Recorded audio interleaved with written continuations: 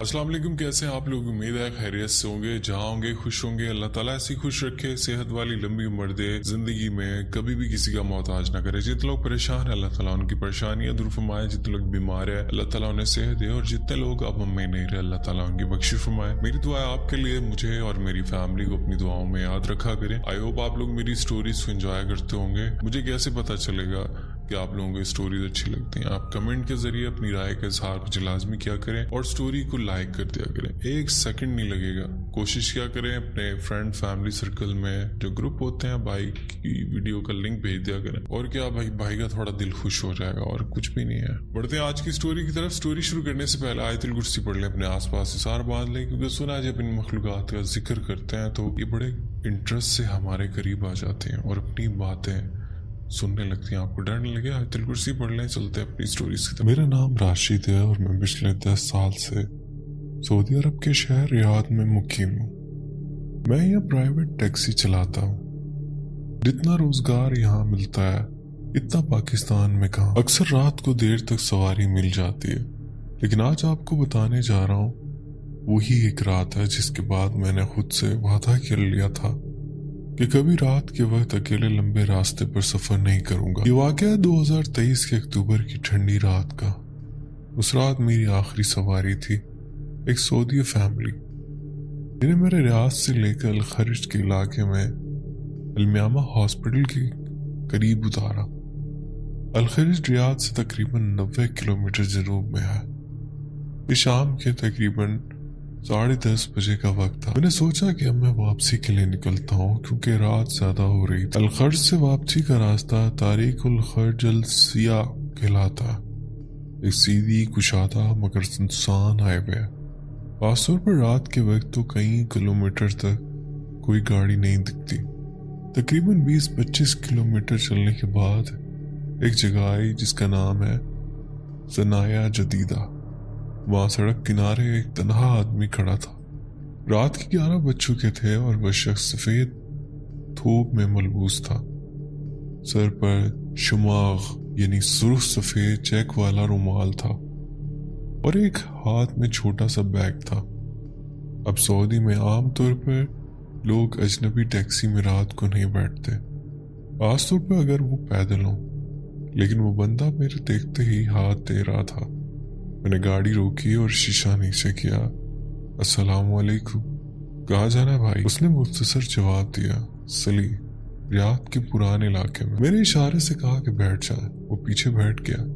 मैंने rear view mirror से देखा तो बस इतना याद है कि वो सीधा बैठा था, चुपचाप, नजरें नीचे, कोई बातचीत नहीं। रास्ता खामोश, चांदनी भी हल्की थी और हाईवे के दोनों तरफ बस सुनसान मैदान और दूर कहीं छोटे छोटे खजूर के दरख्त। तकरीबन 15-20 मिनट के सफर के बाद एक अजीब बात हुई। गाड़ी के एयर कंडीशनर खुद ब खुद बंद हो गई। मैंने सोचा शायद कुछ गड़बड़ है, हाथ बढ़ाकर दोबारा ऑन किया, लेकिन अगले लम्हे गाड़ी की लाइट एक लम्हे को धुंधला गई और पीछे से एक सर्द सांस से मेरी कान के करीब से गुजर गई। मैं चौंक गया।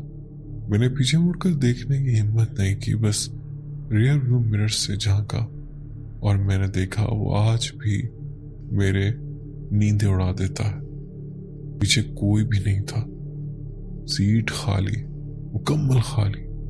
मैंने फौरन गाड़ी सड़क किनारे रोक ली, बाहर निकल आया। इर्द गिर्द देखा, सन्नाटा, ना कोई बंदा, ना बंदे की साथ, ना कोई गाड़ी, ना कोई रोशनी। मैंने गाड़ी का दरवाजा खोला, अंदर बैठा तो पीछे सीट पर रेत के निशान थे, जैसे कोई सहरा में चल कर आया हो, और वो निशान गीले थे। मैंने दिल ही दिल में आयतुल कुर्सी पढ़नी शुरू की और पूरे जोर से गाड़ी रियाद की तरफ दौड़ा दी। अब मैं सीधा जा रहा था, तरीकुल खर्ज से सीधा सिली की तरफ। लेकिन रास्ते में फिर एक और बात हुई। जब मैं अल्मोंसिया के करीब पहुंचा तो मेरे फोन पर एक नंबर से कॉल आई। मैंने डरते डरते कॉल रिसीव की। दूसरी तरफ से सिर्फ एक जुमला सुनाई दिया, फिर छोड़कर चला गया। आवाज वही शख्स जो पीछे बैठा था, लेकिन उस बार वो आवाज इंसानी नहीं थी, जैसे रेत में दफन कोई मुर्दा बोल रहा हो। फोन बंद हुआ और उसके साथ ही میری گاڑی کا ہارن خود بخود بجنے لگا، 1 2 3 بار، یہاں تک کہ سننے کے بعد میں تھوڑا سانس لینا چاہتا ہوں، کیونکہ جو آگے ہوا وہ اور بھی زیادہ ڈراؤنا اور ناقابل یقین ہے۔ یہ سب خواب نہیں تھا، میں جاگ رہا تھا بالکل ہوش میں۔ جب میں ریاض کے اندر داخل ہوا تو رات کے 12:30 بج چکے تھے۔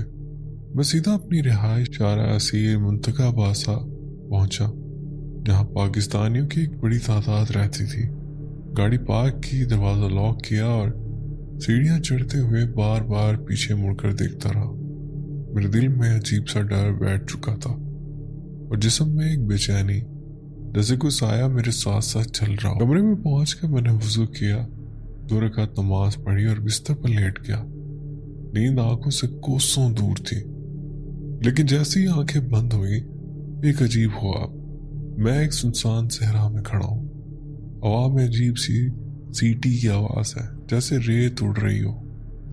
دور ایک سایہ آہستہ آہستہ میری طرف بڑھتا ہے، چہرے پر جلے ہوئے نشان، آنکھیں اندر دھسی ہوئی جیسے کئی دن سے جاگا ہو۔ وہ مجھ سے کہتا ہے، ارشد تو نے مجھے راستے میں اتارا تھا نا؟ میں ڈرتے ہوئے کہتا ہوں، نہیں، تو خود غائب ہو گیا تھا۔ وہ کہتا ہے، نہیں، تو نے مجھے اتارا اور اب تو ہر بار مجھے دیکھے گا جب تک کہ تو واپس نہ جائے۔ میں چیخ کر اٹھ بیٹھتا ہوں، پسینے سے شرابور اور دل کی دھڑکنیں جیسے کسی نے ہاتھ سے پکڑ لیا۔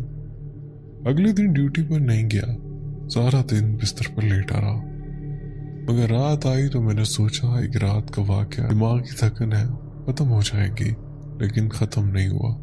اسی رات تقریباً 11:30 بجے میں نے دوبارہ گاڑی نکالی، سوچا کہ تھوڑی دیر کا کام کر لوں، توجہ ہٹے گی۔ میں شارع خریز کے راستے پر چل رہا تھا، ٹریفک معمول کے مطابق کم تھا۔ پھر وہی بات ہوئی، گاڑی کے دائیں شیشے پر ایک دستک ہوئی، بالکل اچانک، جیسے کوئی کہہ رہا ہو دوبارہ لے چلو وہاں۔ میں نے شیشہ نیچے کیا، باہر کوئی نہیں، لیکن جیسے ہی شیشہ اوپر کیا پچھلی سیٹ پر وہی شخص بیٹھا ہوا تھا۔ اس بار میں کانپ گیا، چیخ نکلی میرے منہ سے، گاڑی روک دی، باہر نکل کر بھاگا۔ تقریباً 10 میٹر دور جا کر مڑا، گاڑی بند تھی اور اندر کوئی بھی نہیں تھا۔ میں نے اپنے ایک دوست امجد بھائی کو فون کیا، جو خود بھی ٹیکسی چلاتے ہیں، اور ڈرتے ڈرتے ساری بات بتا دی۔ انہوں نے کہا، ارشد بھائی تم اس مقام پر دوبارہ مت جانا، کچھ جگہ متروکہ ہوتی ہیں، وہاں نہ جانے والے واپس آتے ہیں، نہ وہاں جانے والوں کی روحیں کبھی آزاد رہتی ہیں۔ میں نے پوچھا، کیا وہاں پہلے بھی کچھ ایسا ہوا ہے؟ امجد بھائی نے بتایا کہ الخرج کے اس سڑک پر کئی سال پہلے ایک سعودی نوجوان کی گاڑی کا حادثہ پیش آیا تھا۔ گاڑی میں آگ لگ گئی تھی اور وہ بندہ مکمل جل گیا تھا۔ اب جب ریسکیو ٹیم پہنچی تب تک صرف جلی ہوئی ہڈیاں بچی تھیں اور کچھ نہیں۔ جہاں حادثہ بالکل وہی جگہ جہاں سے میں نے اس سواری کو بٹھایا تھا، اسی جگہ، اسی راستے پر، اسی وقت۔ میری برداشت اب ختم ہو چکی تھی، نہ رات کو نیند آتی تھی اور نہ دن کو سکون ملتا تھا۔ گاڑی چلاتے ہوئے بار بار شیشوں میں دیکھتا تھا، جیسے کوئی بیٹھا ہو۔ کبھی ہارن خود بخود بجنے لگتا، کبھی دروازے کی لاک آواز دیتا جیسے کوئی اندر داخل ہو رہا ہو۔ میرا چہرہ مرجھا چکا تھا۔ دوست پوچھتے کیا بیمار ہو؟ میں بس مسکرا دیتا، کیونکہ کیسے بتاتا کہ بیماری جسم کی نہیں روح کی ہو چکی ہے۔ اور پھر ایک رات میں نے فیصلہ کر لیا، یا سب کچھ ختم یا میں خود ختم۔ رات 12:15 بجے، مقام باسا، شارع اسیر۔ میں نے گاڑی سٹارٹ کی، وضو کیا ہوا تھا، قرآن ساتھ رکھا، سوچ لیا تھا میں دوبارہ الخرج کے اس مقام پر جاؤں گا جہاں سے وہ سایہ پہلی بار میرے ساتھ آیا تھا۔ ریاض سے الخرج کا فاصلہ تقریباً 90 کلومیٹر ہے۔ میں نے راستہ وہی چنا، طریقہ الخرج السریہ۔ الخرج ہائی وے اڈے کے پاس سے گزر کر میں الکحف کے انٹرچینج سے سیدھا ہائی وے پر چڑھ گیا۔ آسمان پر چاند نہیں تھا، بس اندھیرا اور گاڑی کی لائٹس۔